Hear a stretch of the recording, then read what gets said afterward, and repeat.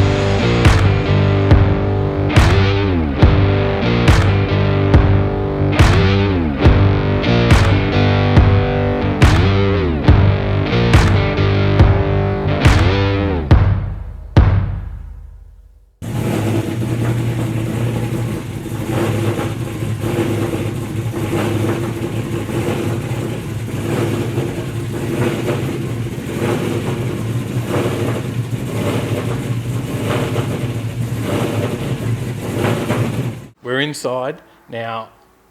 There's so many parts in here. It looks quite small from outside, but when you get in here, you realise how much you've got jammed in here. A few years worth. Yeah, many years. The business started back in 1978.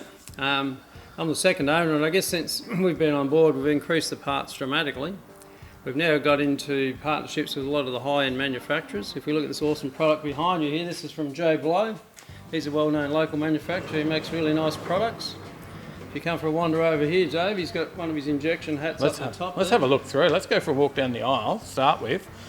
And so we look at the workmanship, and that's pretty impressive. Yeah, Joe's actually moved from Sydney up to Brisbane. And most of the burnout cars that you'll see on the scene here in Australia have got some of Joe's products on them in some way, shape or form. Joe's actually got a stand over at PRI in America, and his products get sold both internationally and here in Australia. And he's a really good guy, and unfortunately for us, he's moved up to Brisbane. He hasn't got a retail facility or an outlet, so he loves pushing his products through people like us that can actually display them and get them out there for him into the market. This is where we come to find those. And now you've got Track My Ride. Like, I guess if you've got a vehicle and you've put all that money into it, yep. The last thing you want to do is lose it.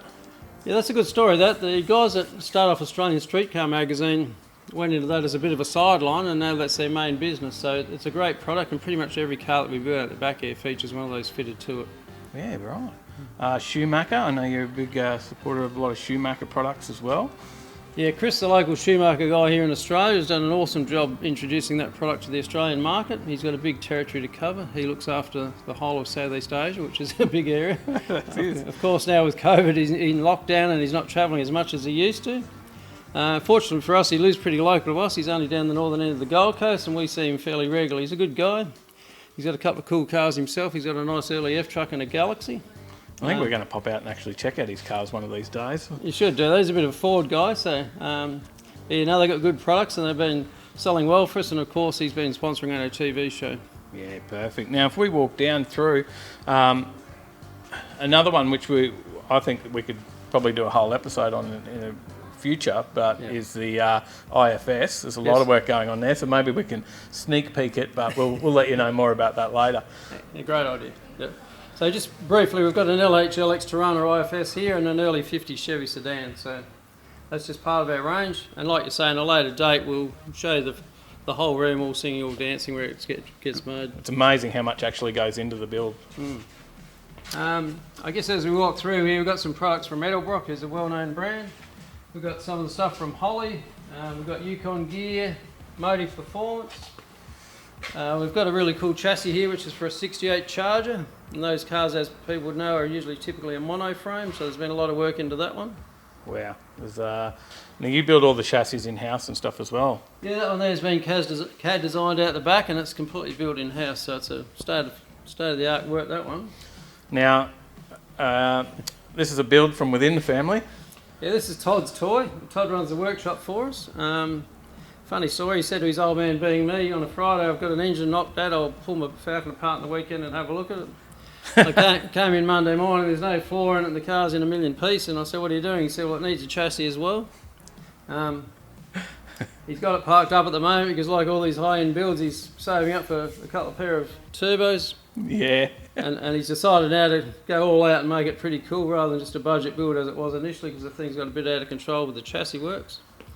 Something that happens a lot of builds, isn't it? It gets out of control very quickly. You get excited, but it's pretty good that it's come from an engine knock to that. Correct. It'll be interesting to see when it all happens. Yeah, it's got some very unique suspension in there, which Tyler can probably get a sneak peek of as we wander past. As you can see here, Dave, we've got a wall full of MSD products. Yeah, everything ignition related there. We wander along here, we've got RPC, which make a lot of pulleys and some cool stuff for the hot rod guys. Then we've got a low car wall, all the stuff that hangs cells and not in boxes is on that wall there to our left. Yeah, so where possible, we choose to buy as many Australian-made products where we can. To make an ignition system in Australia is a great product. He backs it up with a sound warranty. And a lot of the high-end drag racing guys are using it. You can also use it on a street car, and it's a premium product. You get a bit of everything. There's obviously, even if you're just servicing your car, you can come in here and grab spark plugs and filters and bits and pieces. We've got a large range of Fram filters for your American and Australian guys, and then we keep a big range of Champion and Ngk Spark Plugs. Our friends at Stinger down in Melbourne supply us this awesome sound deadening product called Roadkill. We've been using that on all our builds out the back since the 2000s. That's a great product. And again, they're guys that we buy from locally down in Melbourne. They're a good bunch of people. They're also heavily into the sound system of products. And they're pretty much in most of the cars we build out the back. If we digress along the front here, we'll talk some engines now. We build quite a few engines, as people can see, and I guess if we start on the immediate left, and we can just quickly talk through them. The one on the left is a supercharged injected big block Chevy going in a pickup truck out the back. The next one is a 390 FE motor running a Billet Specialties True Track, and that's going in a Mustang at the back. The next one is an engine from the guys down at Pavtech that the customer supplied to us to put into his XY Falcon. That's a really nutty engine. The next one here is interesting. We're doing a build later on the year for myself, and this will be featured in that. It's a early style engine with Hillborn injection, which is becoming a collector's item. That'll be running a dry sump, so that's going to be cool. I've been looking at that one a few times when I've been in here wondering what was going on there. So yeah, it's a bit of a dust collector at the moment because we've got too much customer work. So yeah, eventually, hopefully, I'll find time to do it. We've got a Cleveland there for a little F truck out the back. That's a stroke 427 Windsor there. There's a blown small block brought in for a freshen up for a customer. Then on the end, this is a customer's engine for a 34 Dodge that we're building. It's a twin turbo. The car's a 4-door sedan. He's already got a Gatling gun made up ready to carry in the car, which will be a plastic reproduction of Al Capone. Wow. And the car's super cool. It's got some really big rubber on the back of it. And of course with that engine on display at the front. So he's Convinced now that he's not running a bonnet or size, because when you've got something as nice as that up the front, you don't want to cover it up. Definitely, and always impressive to get them looking symmetrical like that too, isn't it? I guess as we wander around to this side, Dave. We've got more Joe Blow, with a bit more of the Joe Blow Speed Shop. Yeah, Joe makes a lot of nice billet products. He's got some Ellis timing covers there, which are a piece of work. He's got crank supports in there. We've got pulleys, some injection products. And then if we look away from us there, Dave, down here, we've got a large range of prefabricated fiberglass guards that we keep for the street riding guys. They'll take from a very small tyre right up to a really big sucker. Yeah. We've got more bling products in there, which is just a bit of a snapshot of what we do. And as we wander through this area, we've got Holly carburetors, more Edelbrock dress products, VHT paints, vintage air conditioning, Pioneer Scat B&M flex placing inverters, and some yellow cherry ones from down under. And then we keep a range of wheels here. Massive pile of wheels here, mate. You've got a bit of everything. I think Tyler's already looked at these wheels. These are a set of shot How beautiful are they? billet wheels, and they're killer, eh? 22 inches, a lot of wheel there. It is. A lot of wheel. So it's going to need some impressive work just to be able to get them under a car, aren't they? That's right. So they're going to a customer down in Melbourne. He's got an early 60s Camaro, and obviously the guys are putting some serious tubs under the back of it. Yeah, that's going to look impressive. We're just about at the end, but we've got a whole other aisle up the side as well. All more hanging gear, more Holly, and Yeah, that's another Australian Redline? company out of Sydney called Redline. Yeah. They've been making parts for Aussie and V8 engines predominantly for probably the last 40 years, similar in time to what we've been around. And then over there on the other wall, we've got the ARP products, Holly, Billet Specialties, and then down to Flaming River. now, not only have we got, this is just the bit we can get in and wander around, Yes. but then you've got all your parts behind the counter and the guys working for whatever you need. You give them a call, Yes. speak to yourself or the guys behind the counter, and they'll either tell us what we've got in stock or source it. Correct. Yeah. Yeah, I guess we've got a reputation for sourcing the hard to get.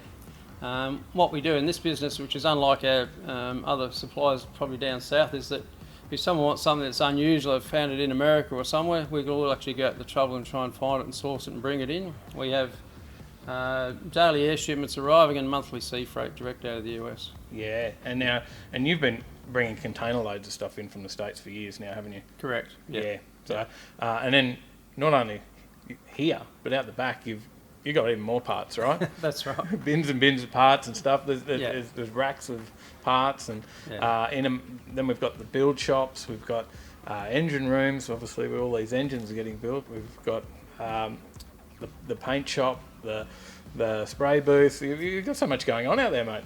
Yeah, we've got 2 acres here, and now we've got more than half of it under roof. So there's a lot of buildings here, and there's a lot of workshops and a lot of things happening. So I think on the next visit you guys do, we'll do a wander through at the back and look at some of those little unique different areas and just see what goes on in some of those areas. I know Todd's keen to talk about and display his independent front end prowess and get them out there. Yeah, definitely. There's some amazing stuff going on there. And when it comes to customer builds, Yes. now you've always got a lot of customer builds happening as well. So now I know it's not unusual for you to have 50 builds going on in this place. Yeah, I think in the last 2-year period, the last we ever got down to I think was 38 or 39, when we managed to get rid of a whole lot in the same 1 to 2 week period. So we've typically got between 40 and 60 normally. That's just a normal day. Yeah. There you go. That's very impressive. All right. Well, maybe we might snapshot quickly to a car and have a bit of a chat about one of your cars as well. More than happy to. Yeah. So Grant, we've had a look around the shop. Yes. Now, you've got plenty of cars out there as well in various stages of project. Correct. But quick look at the 34 here. Now, this one you've had for a while, Yes. and it's not always looked like this either, has it? No. How many times have you built this one? It's only been built once, but I repainted it last year. So Okay. the lower part of the paint is the original black from 28 years ago, Oh, really? and the roof's been resprayed. So everything above the door handle and the body line is last year's paint, the green and the silver. There you go. And now, how long have you had the car in total? I started building it in 1984. Yeah. It took me about 5 years to build it, and I've had it ever since. Still got the original trim, it's the original gearbox and diff, and I've swapped the motor once. Not bad, Yeah. not bad. So, how many cars now have you got that you've still had for a fairly length of time? I've got my original first cool car that I had, which is a 64 American Compact Fairlane. Yep. And that'll be a project because that was painted some years ago and now it just needs another repaint because that would have been 30 odd years ago. That was the first car I had when I was in my teens. I was the first guy in South Australia running nitrous oxide. And when I wanted to get it refilled at Bock Gases back in the day, they didn't even know what the bottle was. Oh, really? That's crazy. Now, if you look back, let's go back and see, what was the first car you ever had? The first car I ever owned, and this will make you laugh, was a Toyota Corona. Ah, I used to have to go they're to... popular again now, though. That's right. I used to have to go to Adelaide for trade school when I lived in country South Australia, so it was like a 5 or 6 hour trip to get to trade school. Yep. And of course, on first year apprentice wages, I needed something that was pretty fuel efficient so I could afford the trip up and back regularly. Well, that was it. Yeah, that was it. Right. And what about your passion in cars? Now, you've been a guy that's always had a passion, and that's what obviously got you into this place. But Yes. Where did your passion start? Passion started with my next door neighbour, who was my uncle. He was a car guy and he had a really cool early Merc that he restored, and then he had a Fairlane that he modified. He also rebuilt motorbikes. So in my spare time at primary school, I started going over there afternoons and weekends and giving him a hand. And then as I developed through the high school years, he allowed me to use more and more machines and equipment. He was well set up with a lathe, he had welders, and just an all-round clever guy. I used to repair farm machinery for different other farmers in the area. He would make a lot of his own equipment for use on his own property, and then he actually collected a few cool cars. None of those were modified, but I always used to buy every modified magazine when they came out as a kid, as I could afford to, Yeah, and the bug was there. that was it, and that's where it started. Now, you obviously came up to Queensland, and then you were the second owner here. Correct. Yeah. Yes. So were you doing something in Queensland before Superformance, or you just saw an opportunity here? I was always building cars, but normally only in a garage level and in a small way, like small quantities. Helping out people where I could that needed assistance. This car here was built in country South Australia with a good friend of mine at the time called Mark, who was a pretty all-round clever car guy. So it was built entirely in a country town with no outside support, and in those days you couldn't buy reproduction parts, so we had to make a lot of things like the mudguard brackets are custom, the running board brackets are custom. Right. Whereas now if you want to build a early A model 32 or 34 Ford, you just buy every part brand new out of a box and build the car. Yeah. So much different. Yeah. Now, Superformance has grown over the years you've had it as well. What was here when you first started? When we first started, the guys were doing 9-inch diffs, and they were sort of phasing out of engine builds because the crate engine market in America had come alive. The dollar was trending quite high, so it was hard to compete with imported crate engines. And they were doing mechanical works but not full car builds. I had a vision to build complete cars, so over time I gradually recruited different people with unique skill sets, and we started adding on to the workshop, and then we added on to the workshop, and now all of a sudden we've got about 5 or 6 different workshops, multiple hoists and lots of different people, so it's grown into a bit of a monster really. It has. Yeah. And now, let's just back to your projects for a sec, because obviously you're so busy building others that you guys are here, don't often get to work on your own projects. Yes. How many have you got? My wife's got me to sell a couple in the last couple of years that I'll never build because I'm getting to the age where you can only build so many before you drop dead. So you've had to cut back a little bit. Yeah, I did But have more than I think you've still got a few. I did have more than 20, but now I think I'm at 14 or 15. So. Cut back a little bit. Yeah. And then Todd's got the bug as well. He's got a few builds out there. Yeah, and His look like his might be advancing further than yours though. That's right. Todd's probably a bit like his old man. He likes to buy cars and start pulling them apart, and then he gets a passion for another project. So I've said to him, let's just stay on the one you're on and finish that one and then start the next one. So he's actually got 3 cool toys, and one's pretty near completion for him. So yeah, it is a bit of a disease. Yeah. Now, of course, we'll see more Superformance on Overtaking Lane, of course, and you've been a sponsor of ours for nearly a year now. Yes. With the live show, and we can see you elsewhere though, right? Like, so you've there's a few clips on your own YouTube channel as well for Superformance. Correct. And yes. then Rides Down Under is another one where there's full builds, right? Yes. And how many years you've been doing Rides Down Under? Rides Down Under, we're now filming for the 4th year. So the 4th year won't debut on television until October, November this year, 2020. But we've been involved in the previous 3 seasons. The first year we built the gold truck and sort of blew everyone away. The second year we built the maroon T-bucket, and then in the last season we built 4 cars. So this year we'll probably build 3 or 4 cars. We've got a really cool thing in the build which is a bit of a secret. That customers was something that's pretty radical and out there.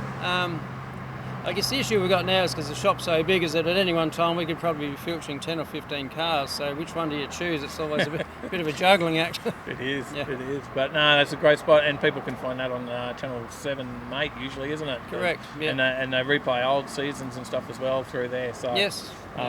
All right, well, thanks for having a chat to us today. We'll come back and have a bit more of a look at some of your cars and out the back. Thanks, Dave. But appreciate a bit of a tour of the shop today. Thanks, Tyler. If you like this video, then make sure you hit like, hit subscribe, hit the bell, and we got another video here right in the middle of your screen that we think you'll really like. So give that one a watch too, and we'll see you in the next one. Stay in the right lane.